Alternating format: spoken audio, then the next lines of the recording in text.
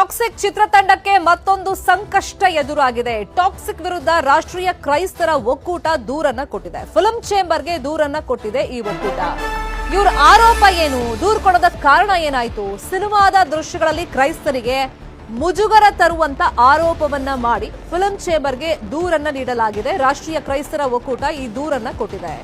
ಕ್ರೈಸ್ತ ಧರ್ಮಕ್ಕೆ ಅಪಮಾನ ಆಗಿದೆ ಅಂತ ಹೇಳಿ ದೂರಿನಲ್ಲಿ ಮೆನ್ಷನ್ ಮಾಡಿದ್ದಾರೆ. ದೇವದೂತ ಸಂತ ಮಿಕಾಯಲ್ಗೆ ಅಪಮಾನ ಅಂತ ಹೇಳಿ ದೂರಿನಲ್ಲಿ ಉಲ್ಲೇಖ ಮಾಡಿದ್ದಾರೆ. ರಾಷ್ಟ್ರೀಯ ಕ್ರೈಸ್ತರ ಒಕ್ಕೂಟದ ಅಧ್ಯಕ್ಷ ಪ್ರದೀಪ್ ದೂರನ್ನ ಕೊಟ್ಟಿದ್ದಾರೆ.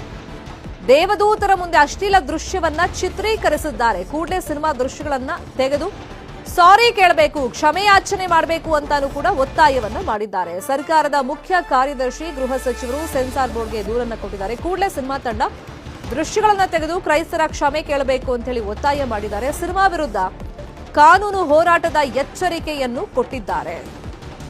ಇದೀಗ ಕ್ರೈಸ್ತರ ಒಕ್ಕೂಟ ಸಿಡಿದೆದ್ದಿದೆ. ರಾಷ್ಟ್ರೀಯ ಕ್ರೈಸ್ತರ ಒಕ್ಕೂಟ ದೂರನ್ನ ಕೊಟ್ಟಿದೆ. ಫಿಲ್ಮ್ ಚೇಂಬರ್ಗೂ ದೂರನ್ನ ಕೊಟ್ಟಿದ್ದಾರೆ. ಮುಂಬರುವಂತ ದಿನಗಳಲ್ಲಿ ನಾವು ಕಾನೂನು ರೀತಿಯಲ್ಲಿ ಹೋರಾಟವನ್ನು ಮುಂದುವರಿಸಬೇಕಾಗುತ್ತೆ ಅಂತ ಹೇಳಿ ಎಚ್ಚರಿಕೆಯನ್ನ ಕೊಟ್ಟಿದ್ದಾರೆ. ಅಷ್ಟರೊಳಗೆ ಸಿನಿಮಾದಲ್ಲಿ ಇರುವಂತಹ ಈ ಸೀನ್ಗಳನ್ನ ಕಟ್ ಮಾಡಬೇಕು. ಅಂದ್ರೆ ಕ್ರೈಸ್ತ ಧರ್ಮಕ್ಕೆ ಅಪಮಾನ ಆಗಿದೆ ಅಂತ ಏನು ಆರೋಪ ಮಾಡ್ತಾ ಇದ್ದಾರೆ ಅಂತಹ ಸೀನ್ಗಳನ್ನ ಕಟ್ ಮಾಡಬೇಕು, ಮತ್ತೆ ಕ್ರೈಸ್ತ ಧರ್ಮದ ಕ್ಷಮೆಯಾಚನೆಯನ್ನು ಮಾಡಬೇಕು ಅಂತ ಹೇಳಿ ಒಂದು ಡಿಮ್ಯಾಂಡ್ ಅನ್ನ ಇಟ್ಟಿದ್ದಾರೆ. ಇದಕ್ಕೀಗ ಸಿನಿಮಾ ಟೀಮ್ ಯಾವ ತರ ರೆಸ್ಪಾನ್ಸ್ ಮಾಡುತ್ತೆ, ಪ್ರತಿಕ್ರಿಯೆ ಕೊಡುತ್ತೆ ಅನ್ನೋದನ್ನ ನೋಡಬೇಕಾಗುತ್ತೆ.